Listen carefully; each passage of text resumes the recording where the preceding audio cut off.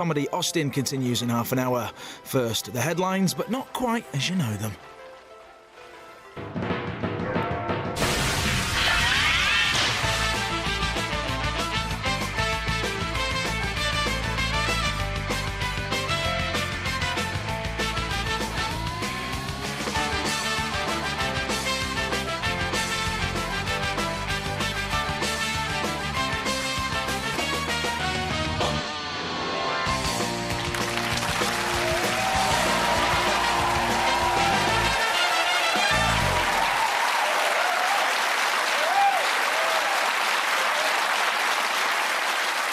Good evening. Welcome to Have I Got News For You? I'm Katherine Parkinson. In the news this week, Ed Davey regrets agreeing to a photo op that represents the Lib Dems' sensible middle course between left and right.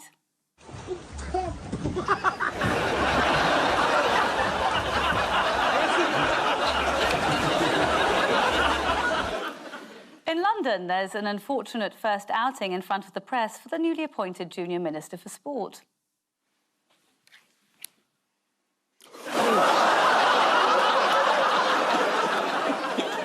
And in Manchester, the sun shines for the second day in a row.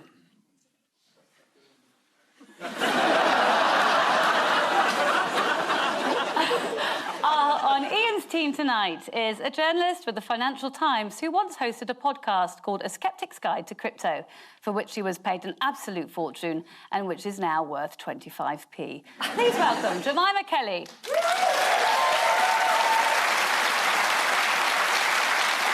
And on Paul's team tonight is a comedian and actor better placed than most to assess the current Labour government, appearing as he has in several high-profile pantomimes.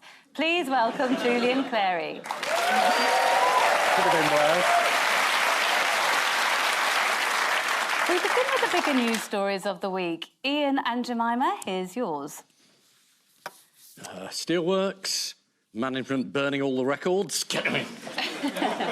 Angela Rayner looking charming in a hard hat. That's she waving. We've taken back control over the steel industry, haven't we? We have. British steel is British once more. Except it's owned by the Except Chinese. not, yeah. And then we had to recall Parliament. They worked on a Saturday, the MPs. And it worked. Apparently that was the first time since the Falklands War that they did that on a Saturday. Really? Which is really quite a long time. I was amused that Jonathan Reynolds went up to Immingham to see all this stuff being, taken off ships in order, apparently, to make Britain, self-reliant. And all this stuff had apparently come in from, Japan, America and Australia, I think. Yeah, but it's British in the sense that we import it from other countries, we take it to a plant owned by the Chinese, then we do something or other. We put Made in Britain on it. Yes, and it's virgin British. steel. That sounds like a Jilly Cooper novel. Are you in it? Not yet. Yeah, you're right. This is the government's rescue of the British steel industry in the nick of time. The Chinese owners appear to be actively running down the blast furnaces at Have you any Scunthorpe. proof of that? No. What word was I think that's a disgraceful accusation. The Chinese management were trying to close it down without anyone noticing, and the government had to step in. It was quite exciting. What was the proof you have of that? Oh, I have proof, yeah. I was invited into a Chinese security WhatsApp group. I'm also on that group. It's all very educational, isn't it? Yeah. I'm glad I came. Yeah. Why is it all so touch and go in Scunthorpe? Because if you let the steelworks stop, then you can't start them again. That's right. It would be incredibly difficult to restart them. The molten steel would cool down and solidify in a big lump. So in order to prevent this, according to the Times, a hole must be drilled in the bottom of the furnace so the slag can run off. That does sound like the plot of a Jilly Cooper. That one I'll be in. With Danny Dyer, you slag. Do you remember Rishi Sunak? Yes. Yes. Yes, we do, yeah. Yes. Yes. 15 people, including Rishi Sunak's personal aide, have been charged with gambling offences. Oh, yes. Oh, yeah. Gambling. Yeah. Yes. Yeah. After allegedly placing bets on the timing of last year's general election. They haven't been charged with betting on the Tories to lose the election, as that information was already in the public domain.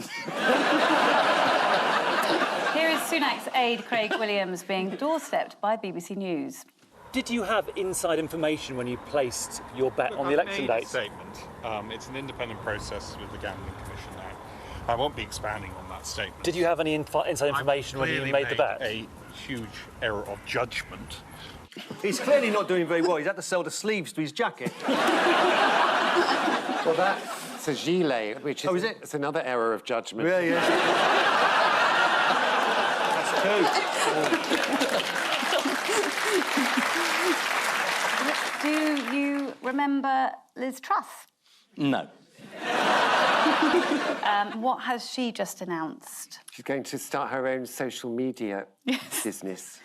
We'll see how long that lasts. Yeah. Yeah, that's right. She's launching her own social media platform that will be completely uncensored. She told a political action conference in Washington, "We've seen what independent media has done for the United States, and we want some of it." You've probably never heard of Andrew Griffith. Andrew Griffith. Andy. Oh. Do you know him? Yeah, Andy Griffith. Have you- Yeah, lovely. You might have heard what he said about the Lib Dems recently. Yeah, Oh, can we see a picture of him? yeah. Everything I hoped for. It's a sort of face you could turn upside down, and it would still work as a face.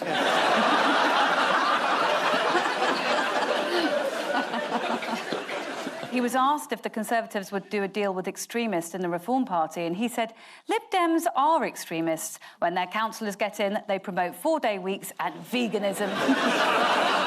An outrageous slur, and here's the evidence to prove it. There's this guy, he's called President Trump, and he's messing with our trade and he's hurting us. Liberal Democrats say, fight back, buy British. And so I'm here in the Highlands in Scotland and I'm saying, buy square sausage. Have you ever had a square sausage? Between me and my husband. Yeah. Why does Ed Davis have to say hurting? I was really focused on his dancing, actually. I thought he was being tasered. That was dancing, was it?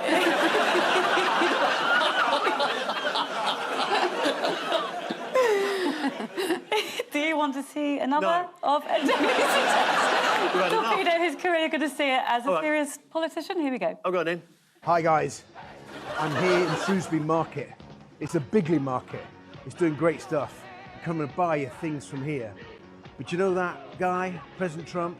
He's been panicking the markets. We're not panicking here. We're buying British in Shrewsbury. Wow. What's the matter with him? He did it again. Panicking. It's like a ramekin. He may be from the provinces. Yeah. How are the Labour Council of Birmingham doing with the bin strike? Not well. Not too well. It's still going on. And the rats are now 17 feet.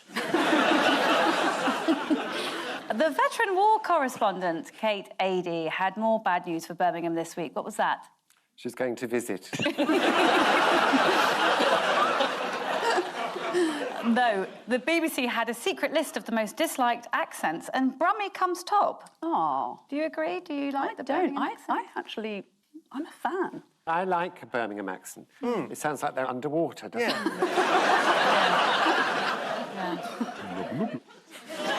Actually, I do have a Brummie joke for you. What do you call a Brummie who installs TV aerials? Antennae.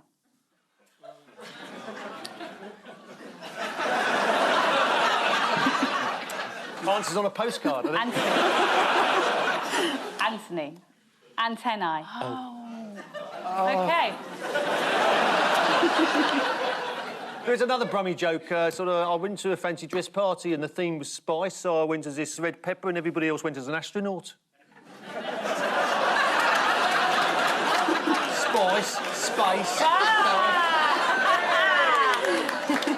Red pepper isn't a spice, though. I know, I couldn't think... But... Let yourself down Yeah, there. let myself down. Right. What should I have said? Well, cumin or something. I went to a fancy dress party the other day, and the theme was spice, so I went as a cumin. And when I went to the door, they said, cumin.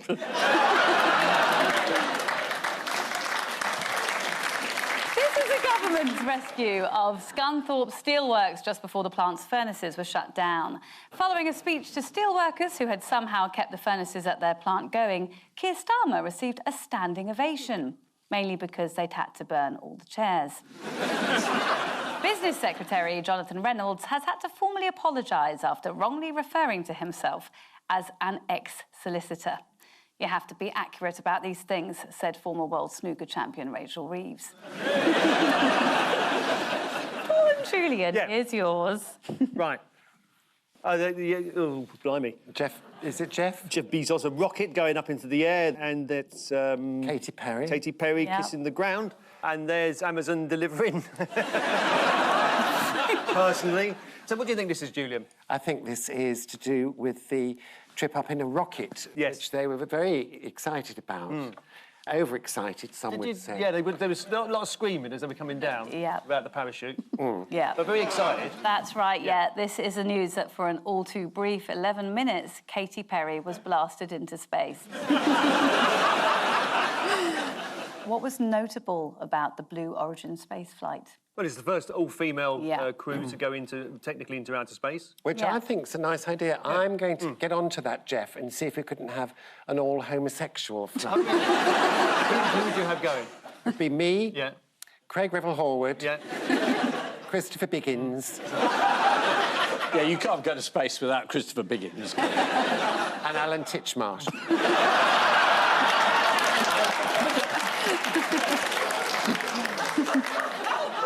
I don't think Alan Titchmarsh is homosexual.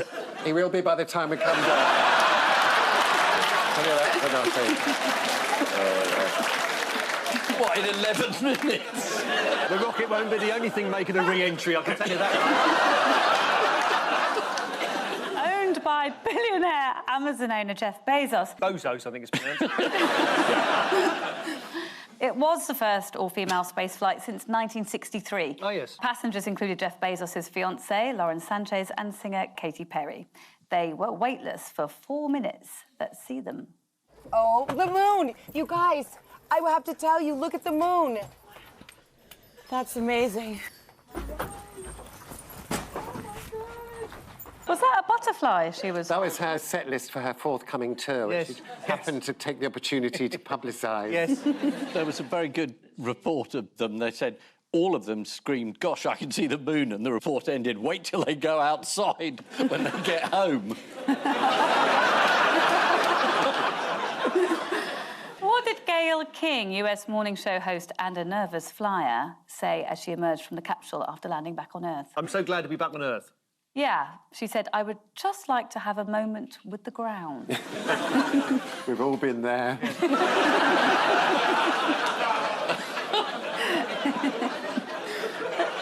Gayle King was quite offended afterwards that people were calling it a ride. She said, this is not a ride, you know, and Katy Perry said the same thing. She said, a ride makes it sound frivolous. This was no frivolous thing. And, you know, they're all saying that if it was male astronauts, that they would have never called it a ride. They would have been a flight or a journey. And Katy Perry said her whole life is a journey.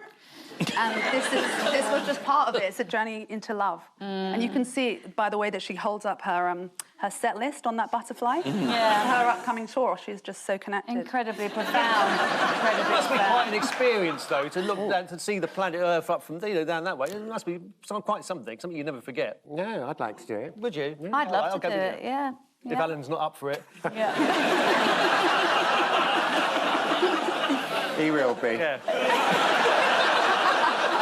Shall we take a look at the rocket? Oh, there we are. Send that postcard to Alan and he'll be straight with you. What did Yvonne from Flintshire have to say about it on the Channel 5 phone-in show? Oh. I missed that. I don't know. No, I don't know either, no. Yvonne wasn't happy. Most upsetting thing, I think, is the shape of the rocket. It was obviously phallic, and I found it self-indulgent and disgusting, quite honestly. Is that... I mean, surely they would work out the best shape for space flight, Yvonne? It wouldn't be all with that thought in their head, otherwise it wouldn't work. It wouldn't fly. I've never seen a rocket shaped like this before. I mean, they're all kind of phallic to a certain extent, aren't they? This is especially phallic.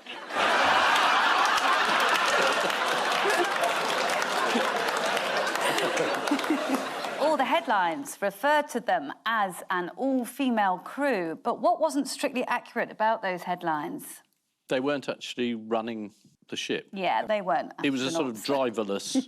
It was a self-flying rocket, although Katy Perry said she'd trained for the flight by listening to an audiobook of Carl Sagan's reading a book on string theory, and was already well prepared as she was very interested in astrology. As I descended, Katy Perry sang the Louis Armstrong classic, What a Wonderful World, at which point more screaming could be heard. Do you think she thought Louis Armstrong was the first man on the moon?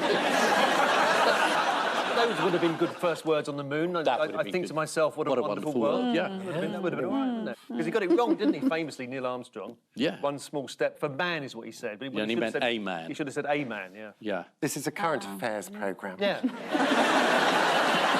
I'm glad you're paying attention. There was quite a lot of emphasis on the outfits, wasn't there? Here they are in their jumpsuits. When I go up with Alan Titchmarsh... Yeah. He's going to wear a miniskirt. Is he? This is a current affairs programme. Yes. It was. Yeah. This is the all-female trip into space on Amazon's Blue Origin rocket. Lauren Sanchez described experiencing profound awe as she looked out of the window and saw the moon. Turns out they'd only gone a few feet, and that was just Jeff's head. Time now for round two, and with several Tories and police officers being charged with gambling offences, is perhaps not the best time to employ the one-armed bandit of news. Fingers on buzzers, teams.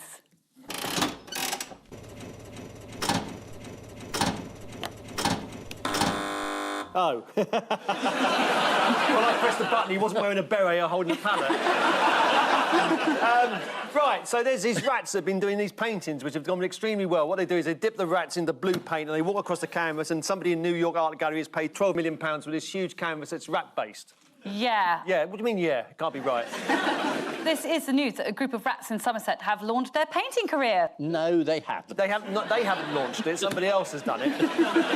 You know, I don't think we can say what the rats are thinking. We can say what they're not thinking. I can't afford to get to Birmingham, so I might as well become an artist. In Somerset. Shall we have a look at the rat's masterpiece? Yeah, go on then. Yes. Here we go. Wow. Oh, no, he's proud of it. Can they say he's proud? Oh. Let's have a look at another. They're all Jackson bollocks. Rat goth, that doesn't really work. How rat goth? Well, if that's the standard. All right, rat casso. That's what we're aiming for. Yeah. Leonardo de Rat. Yeah. How many rats does Steph employ? 48. 6. She has 16 rats, but only 12 of them paint. Oh, really? What did the other do? Sculpt?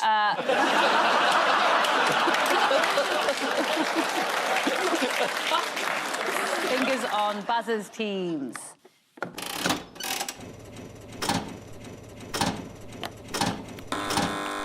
Oh, well, this is the tariff trade wars. J.D. Vance the other day made a remarkable comment where he said, we're not on anybody's side, we're on America's side. What's the J.D. stand for? Do we know? Is it Jumbo Dickhead? I've no idea. Does anybody know? Do you know what it is? Jack Daniels. Jack Daniels. Yeah, there's a trade war going on at the moment. Trump doesn't know where he is. He just makes stuff up. He just says this, he says that. The Chinese are just sort of, like, very angry. And If I had to choose... Yes. Who to trade with. Yeah. If I was Taiwan. Yeah. And who's to say I'm not? No. He's got a nice face. I like the Chinese man's face. He's got a nice face. Yeah. Warm personality, do you think? Well, compared to the other one. Oh, well, yeah, yes. compared to Trump, yeah. I've just been reading a book about Trump's golfing habits, and he just cheats openly at golf all the time. Like, what he does, he tees off and he gets in his golf cart, and he'll sort of, like, if his opponent's hit a really good ball down the fairway, he'll play that as his own ball. Yeah, it's called the Golf of America. Yeah. You know What's the tariff now on China? Is it 145? 245%. Oh, wow. Do you think he knows what he's doing? Sure. Have you met Trump? I have met Trump. Oh, hello. Oh. Here we go. What's he like? He was wearing his golf outfit when I first met him. When he was like, Was there a whiff of sulphur about him? I was having a luncheon in Mar-a-Lago, as you do. Oh, yeah. Yeah.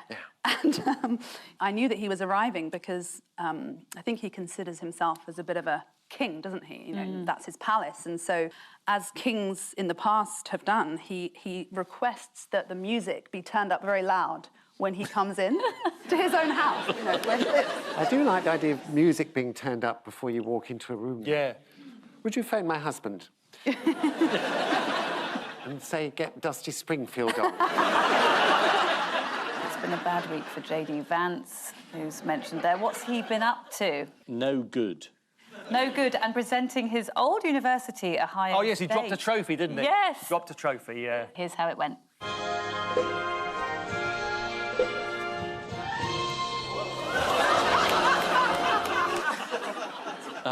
It's a fantastic metaphor, isn't it? Safe pair of... Oh!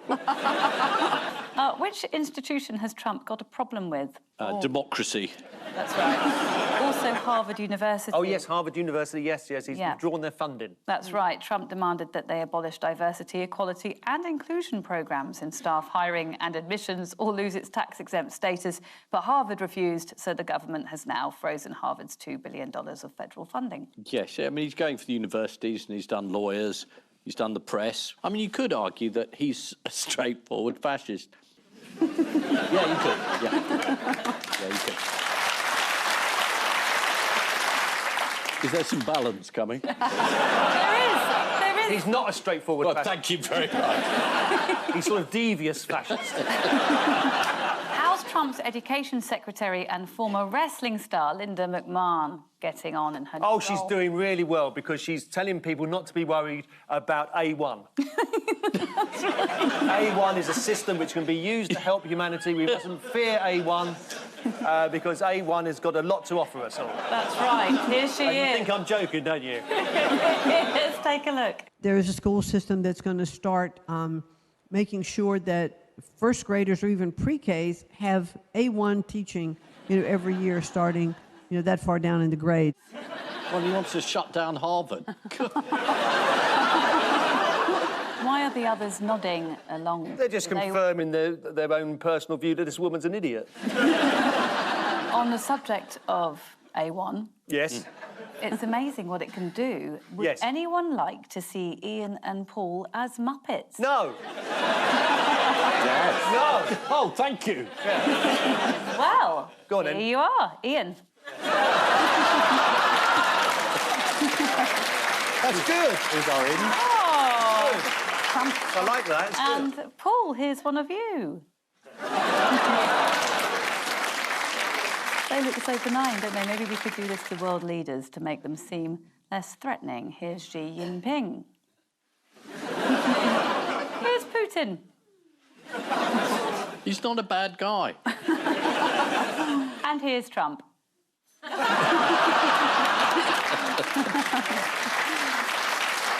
This is another week of turmoil, courtesy of Donald Trump.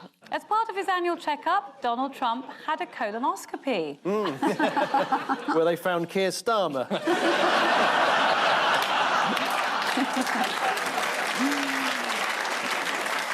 A colonoscopy revealed the president had a polyp in his colon.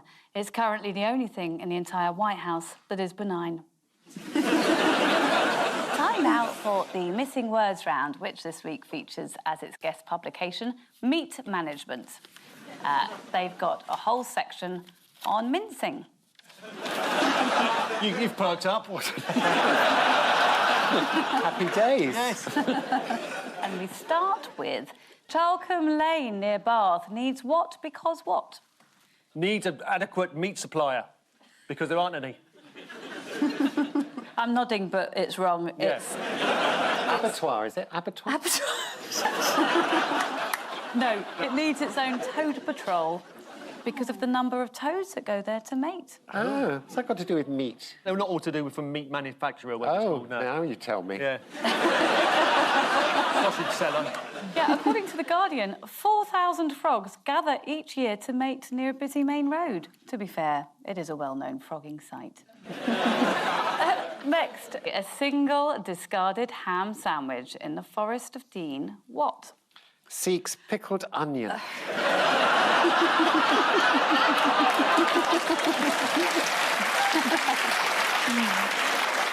It's actually a single discarded ham sandwich in the Forest of Dean could spark a foot and mouth nightmare.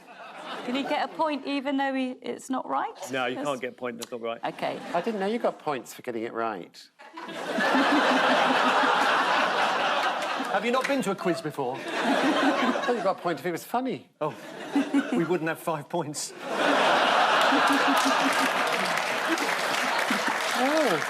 Next, what in Market Town in Warwickshire described as vile and nauseating? Vegetarian restaurant. Antiques Roadshow. Yes. No, the answer is bright yellow public area. Oh, it sounds awful. Yeah, dreadful. Yeah. Sound nauseating.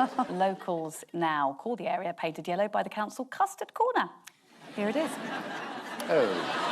Oh, no. Is that a lemon being squeezed in a hand on these? No, I don't think it's just the way his trousers are hanging.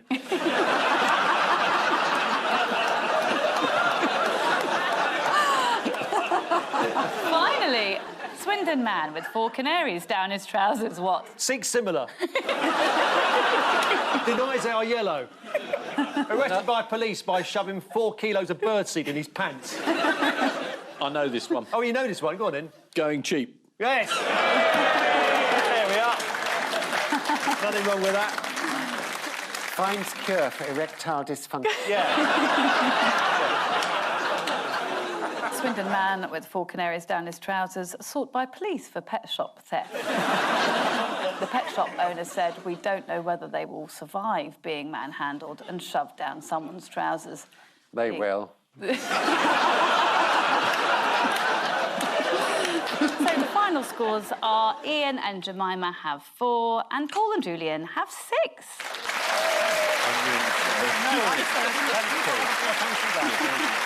On which note we say thank you to our panellists, Ian Hislop and Jemima Kelly, Paul Merton and Julian Clary. And I leave you with news that in Spalding, organisers reveal the winner of the prestigious World's Most Judgmental Haystack competition. After being ejected from an exhibition of radical modern architecture, one irate visitor threatens to take on any of the security guards if they think they're hard enough. And in Moscow, there's a dangerous moment for the soldier deciding the result of the Kremlin Guard sweepstake on the size of Vladimir Putin's bald spot. Good night.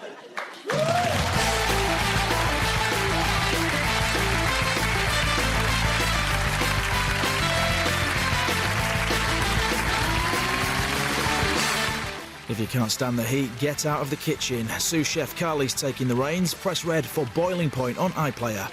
Next up, Julian and Son are having a little bonding time, but opportunity knocks. New comedy Austin continues in just a moment.